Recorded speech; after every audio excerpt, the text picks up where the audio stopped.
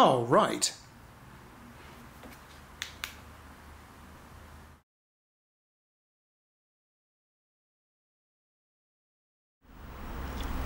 Hello everyone, welcome back to Rathbone Manor, and today I'm going to be taking a look at the Eye X2R flashlight. Right then, what's it come with then? Okay, there's the flashlight. And anything else in here? Yep, little bag of goodies to go with it. What have we got in here then? Well, we've got a lanyard, some spare O-rings, and a glow-in-the-dark tail switch cover in this green. Okay. I purchased my Eye X2R from Gearbest, and I shall put a product link at Gearbest in the description below. And at this time, as I'm making this video right now, I haven't seen any reviews of this torch anywhere, so I hope you enjoy it, guys. Let's get into it a bit more. Okay, let's go ahead and have a look at this then, shall we? So, length of this thing, 122mm long, 24mm diameter on the body. It has a what they call an ultra clear toughened glass lens with an anti-reflective coating. I don't know if you can see that at all. We have a Cree XM L2 U2 emitter. I've got mine in the 1A configuration. There are two available configurations for this torch from Gearbest, where this one came from. I got mine from Gearbest. I decided to get mine in this titanium grey finish, which is quite nice, I think. Maximum output from the emitter is 550 lumens. It has three settings: low, medium and high. I've got no real idea as to what lumens they are. Obviously the high setting is 550 lumens, and it's classed as being a 1.6 amp. The medium is 0.7 amps, so just over half really when you look at it. So the low is 0.08 amps. I don't know what sort of lumens that is, again there's no details as such. And it runs on a single 18650 battery. This one here. I also got this from Gearbest, and I'll include a link in the description below for it. This particular one is made in Japan, not China. I've seen on another website somewhere, another review, that this could be a unbranded Panasonic. But I've got this is a second one of these I've got. Anyway, let's get it into the flashlight and have a look. Just remove the tail cap. Let's have a quick look in there. It's quite nicely finished, as you can see. Look, brass. And what's going on in here? Well, you can't really see, it's not enough light. But as you can see, again, the end's machined to get the electricity flowing around, as it were. Anyway, let's get this 18650 in there. In it goes, and this is a protected battery, by the way, so it's probably a bit longer than the standard one, but as you can see, it actually fits in there. Okay. By the way, these threads are dry. There's no lubricant on these threads at all. Now, as I mentioned, these threads are a little bit dry, so what I'm going to do, I've got a little silicone grease here. I'm just going to run some around the thread and the O-ring here, just to help with the IP65 waterproofing, etc. IP65 being that it's dust proof and water resistant, so you can take it out in the rain and it shouldn't get rain in it. It should keep the dust out as well, but personally I wouldn't go submerging it. There we go. That's a bit better, hopefully. There we go. Nice and tight. There we go. Right in. Now we've got three, as I said, 3 settings on this. So we'll give the towel. It doesn't have any temporary momentary action. Sorry, no momentary action on this. It's just click and away we go. And you just push it halfway, and we're down to low. Press it halfway again. Medium. Press it halfway again, and high. There it is on the low, medium, and high. Sorry for dazzling you guys, but thought you might be interested. And then push it again, click it once again, and it's off. There doesn't appear to be any strobing SOS or beacon on this. It's just on, high, low, medium, high, and that's it. Looking at this a little closer, we can see we have a very nice shiny orange peel reflector, and there's the emitter down the bottom there. Moving along, we see nicely knurled all round. Just here we have a little LED, that's for the charging status, and here the obvious USB port for charging.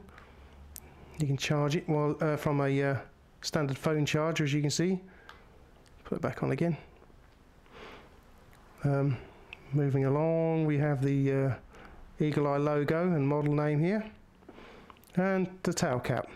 And you've got these holes either side to put the lanyard in. If you want the lanyard, there's no clip on this, by the way.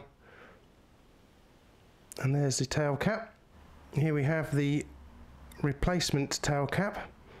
Nice rubber thing, and this glows in the dark, and we'll have a look at that in a little while and see it actually doing its thing. There we go. You've got to actually physically take the tail cap apart to fit this. Okay, let's get it plugged in then. The cap out of the way, hopefully. Get it plugged in.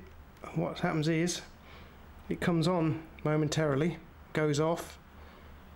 That LED is actually glowing green. I don't know if you can see that or not. Let's have a look. Just about. Needs to be a bit darker, but there you can just about see it glowing green there. So it's not got too bad a charge in it at the moment. When it's flat, it's red. So anyhow, that's the charging side of things. Get the cover back on. I think what we'll do is we'll go and find some dark somewhere, and we'll go have a play with it. Okay, here is the beam profile of the X2R, and here we are once again on Planet of the Slugs. Right, here we have the X2R, and this is the lower setting, again at around about 25 feet up the garden, and then we'll just push the button once. Here's the second setting, it's quite bright look, and the highest setting, flat out.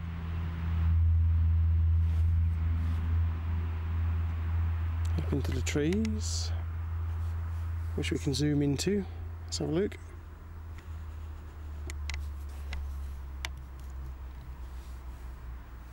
Right in there is the top of the very top of the trees and the black sky above. So you're talking at least probably 50 feet, 40, 50 feet there.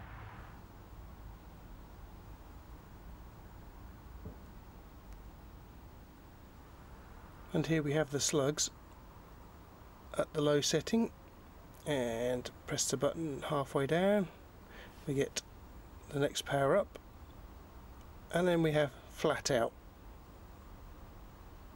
So what is this torch like for finding your way around? Well, let's start with the lowest setting, trying to avoid all the slugs.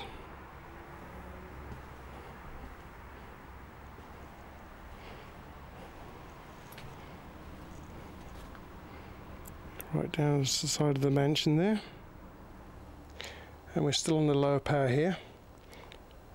Half a click, that's a medium,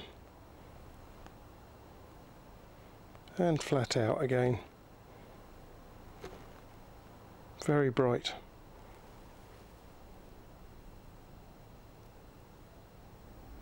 I'd love to know what's going on here, because these two have been going round and round since I came out here. Another beetle out here as well. Oh, here we go. They're off.